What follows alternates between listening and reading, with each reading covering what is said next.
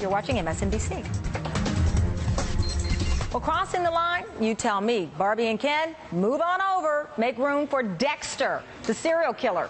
Toys R Us is selling collectible action figures based on the character from the popular Showtime series. The action figure sells for about $20, but right now you can't get them because they're sold out on Toys R Us website.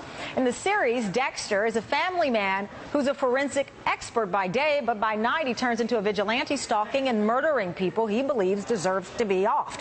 David Lohr is an AOL News contributor. He joins us via Skype from Erie, Pennsylvania. He wrote an article about the Dexter action figures. Thanks for joining us. Oh, thanks for having me on. So I've already gotten tweets from people, David, saying, listen, Darth Vader was a fictional serial killer, and they sold toy action figures of Darth Vader. How are the makers of this toy and Toys R Us rationalizing this decision?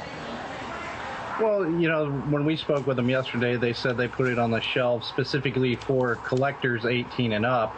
But the issue a lot of people are taking with it is, you know, this is a children's store. You have an action figure who's equipped with a bone saw. He's wearing what appears to be a butcher's outfit. And at the top of the packaging, it says America's favorite serial killer.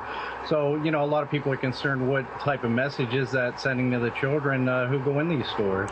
It's interesting, I guess, Eric Ging, who owns a top-selling murderabilia website, was quoted in your article, and he says, I don't see a difference in the Dexter toy, the G.I. Joe figures of old that I loved as a child. I seriously doubt a Dexter figure will cause anyone to go out and become a serial killer. People need to lighten up.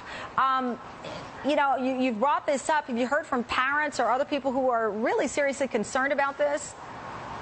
Yeah, we actually visited a Toys R Us store in Erie, Pennsylvania, and, you know, a lot of the parents we spoke with were very concerned. They said, you know, they go there to shop for items for their kids and, you know, not to have them exposed to this type of material, you know, especially that's targeted towards adults anyway. You know, it's so interesting. My first job was at Toys R Us. I actually sold stuffed animals on the plush aisle, and I was 15 then. Toys R Us was very sensitive to his image, even back then when I worked there. I'm curious if they will give in to the pressure about this toy. But when you look at the economic side, it's sold out. Did you get any indication, David, that they don't want this kind of bad press?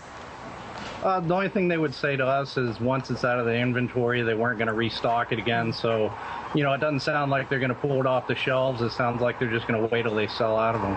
Well, it's an interesting action figure. Thank you, David. We greatly appreciate you coming on. Your article was great. Thank you for making time for us.